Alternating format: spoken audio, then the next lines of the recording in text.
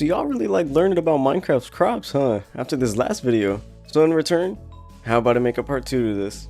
If you haven't seen the last video, I highly recommend it. I'll link it down below.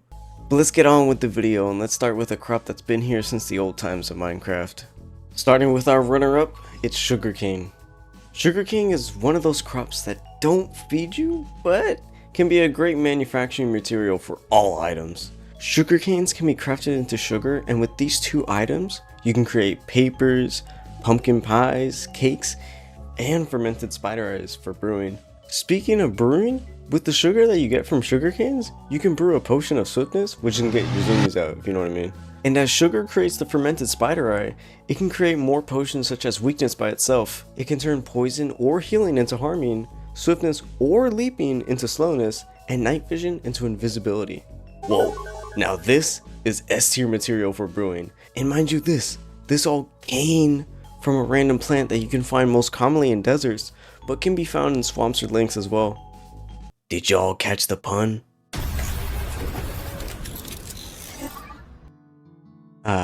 These shiny fruits that Gabriella was talking about. Wait, you're not supposed to be found in caves. You're talking about berries. Talk about these. Where'd you come from? Minecraft has two different berry crops in the game. Glowberries, which are found in lush caves, and the other one, sweet berries, which are found in taiga biomes. Both berries feed the same amount of food, filling one whole drumstick, but both of these crops can be harvested without needing to place seeds again like the other crops. More specifically on sweet berries, they fit more of a spammy early game playstyle. They breed foxes, which is cool, if you want to be like me and have a whole fox farm, I guess. But sweet berries, as Chad Brown 4758 mentions, they also double as a defensive weapon, since mobs get hurt passing through them. Thanks, Chad. This is a silly idea to use berries, and it actually works as these dumb zombies get confused or just walk into them.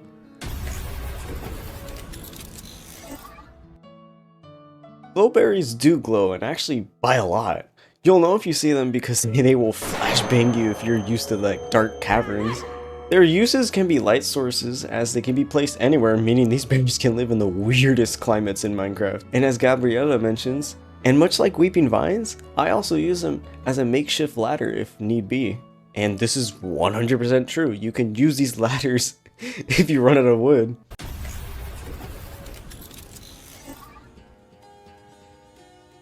The Nether. I wonder where I can find nether warts. Well, it's in the name, is it not? Ah, a fortress. They might have them here. There they are. I knew it. Nether warts, the OG and always brewing ingredients. Without nether warts, you can't make anything to do with brewing, as it's its primary recipe to all potions. As you saw where I found them, they can be found in nether fortresses and can only be placed in soul sand. They grow on their own, needing no water or light sources.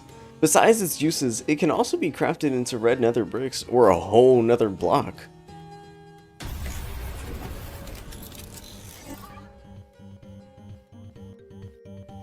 Bro, where the fuck am I, dude? I'm never taking jobs from Craigslist, bro. I'm in the middle of the jungle. All of this is just to get cocoa beans? What can they even do? Cocoa beans can only be found in the jungle, and only be placed on jungle wood, but have a special trait to them that makes them better than just making cookies, you know? Sure, they make a terrible source of food, but are the only way in the entire game that you can naturally farm brown dye. This and beetroot might actually be a competitor. They do the same thing of creating dye and, well, making one other food. But in my opinion, I think cookies are better than beetroot soup.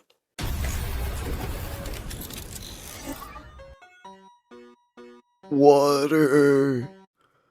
Where water? Don't cacti have a really great source of water? Let me try and see if I can get some. So they don't in fact have water in them. Never trying that ever again. But at least in Minecraft, you can find these guys in a bunch of places. At least if they're in a desert. The uses of cacti are very simple, being only breeding camels and the natural source of green dye. A weird use can also be as a home lawn defense if you want to be Crazy Dane from Plants vs Zombies. But just like cocoa beans, it is the only natural source to farm green dye.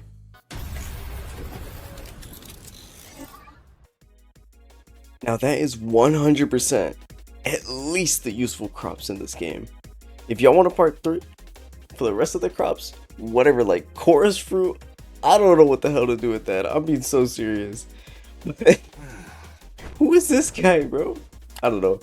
But I hope y'all enjoyed that video. I love making these videos, so if y'all want anything to talk about in Minecraft, just leave them down in the comments below. I will pick one and I will just make a video about it. But I'll see y'all later. Have a good night, good morning, or good afternoon.